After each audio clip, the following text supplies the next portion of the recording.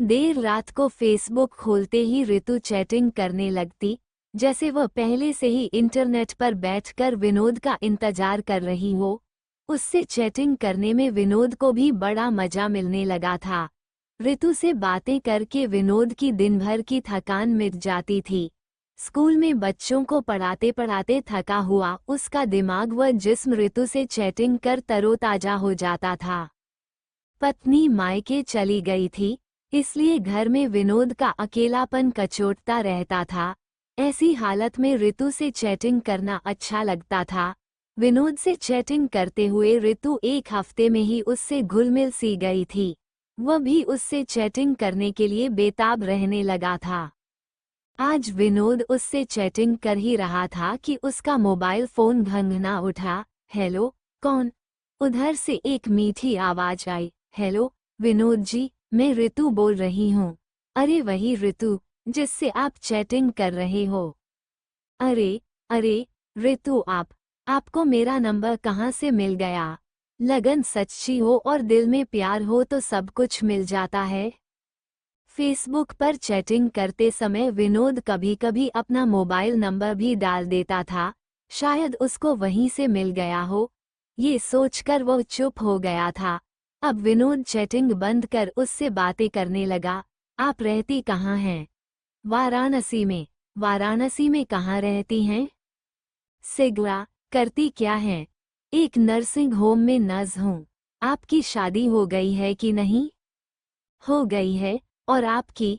हो तो मेरी भी गई है। पर क्या? कुछ नहीं। पत्नी मायके चली गई है, इसलिए उदासी छाई है। ओह, मैं तो कोई अनहोनी समझकर घबरा गई थी। मुझसे इतना लगाव हो गया है एक हफ्ते में। आपकी रातें तो रंगीन हो ही रही होंगी। यही तो तकलीफ है विनोद जी, पति के रहते हुए भी मैं अकेली हूँ। कहते कहते ऋतु बहुत उदास हो गई। उसका दर्द सुनकर विनोद भी दुखी हो गया था। उसने अपना फोटो चैट पर भेजा। ऋतु ने भी अपना फोटो भेज दिया था। वह बड़ी खूबसूरत थी। गोलमटोल चेहरा, कजरारी आंखें, पतले होंठ, लंबे घने बाल देखकर विनोद का मन उसकी मोहिनी सूरत पर मचमिटा था। वह उससे बातें करने के लिए बेचैन रहने लगा। मोबाइल फोन से जो बात खुल कर न कह पाता, वह बात फेसबुक पर चैट करके कह देता। ऋतु का पति मनोहर शराबी था। वह जुआ खेलता, शराबियों के साथ आवारागर्दी करता, नशे में झूमता हुआ वह रात में घर आकर झगड़ा करता और गाली गलौज करके सो जाता। ऋतु जब तनख्वाह पाती तो वह छीनने लगता, न देने पर वह उसे मारता पीटता। मार से बचने के लिए वह अपनी सारी तनख्वाह उसे दे देती। ऋतु विनोद से अपनी कोई बात न छिपाती।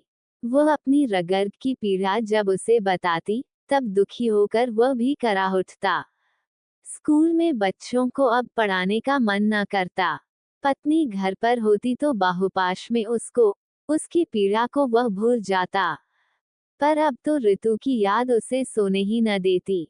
चैट से मन न भरता तो वह मोबाइल फोन से बात करने लगता। हेलो, क्या कर रही हो तुम? आपकी याद में बेचैन हूँ। आपसे मिलने के लिए तड़प रही हूँ। और आप? मेरा भी वही हाल है। तब तो मेरे पास आ जाओ न। आप वहाँ अकेले हो और मैं यहाँ अकेली। दोनों छटपटा रहे हैं। मैं आपको पत्नी का सारा सुख दूंगी। ऋतु की बात सुनकर विनोद के बदन में तरंगें उठने लगतीं, बेचैनी बढ़ जाती। तब वह जोश में उससे कहता, मैं कैसे आऊं? तुम्हारा पति मनोहर जो है, हम दोनों का मिलना क्या उसे अच्छा लगेगा? आप आओ तो मैं कह दूंगी कि आप मेरे मौसेरे भाई हो। वैसे वे कल अपने गांव जा रहे हैं। गांव से लौटने में उनको 2-4 दिन तो लग ही जाएंगे। परसों रविवार है। आप उस दिन आ जाओ न, ऐसा मौका जल्दी नहीं मिलेगा। मैं आपका इंतजार करूंगी। ऋतु का फोन कटा तो विनोद की बेचैनी बढ़ गई। वो रात भर करवटें बदलता रहा। रविवार को विनोद उससे मिलने वाराणसी चल पड़ा। उसके बताए पते पर पहुंचने में उसे कोई दिक्कत नहीं हुई। मकान की दूसरी मंजिल पर ऋतु जिस फ्लैट में रहती थी, उसमें 2 कमरे, रसोई घर, बरामदा था। उसने अपना घर खूब सजा रखा था, जिसे देखकर विनोद का मन खिल उठा। खातिरदारी और बात करते करते दिन ढलने लगा तो विनोद ने कहा, आपसे बात करके बड़ा मजा आया। वापस भी तो जाना है मुझे। कहाँ वापस जाना है आज? आज रात तो मैं कम से कम आपके साथ रह लूं, फिर कब मिलना हो क्या भरोसा। ऋतु ने इतना कहा तो विनोद की बाँछें खिल उठीं। इतना कहकर वो उसके गले लग गया। ऋतु कुछ नहीं बोली। मैं आपकी बात भी तो नहीं टाल सकता, चलो अब कमरे में चलकर बातें करें। विनोद ने कमरे में ऋतु को डबल बेड पर लिटा दिया और उसके अंगों से खेलने लगा। इतने में पता नहीं कहां से मनोहर उस कमरे में आ घुसा और विनोद को डपटा, तू कौन है रे, जो मेरे घर में आकर मेरी पत्नी का रेप कर रहा है? मनोहर को देख विनोद घबरा गया। उसका सारा नशा गायब हो गया। ऋतु अपनी साड़ी उड़कर एक कोने में सिमट गई।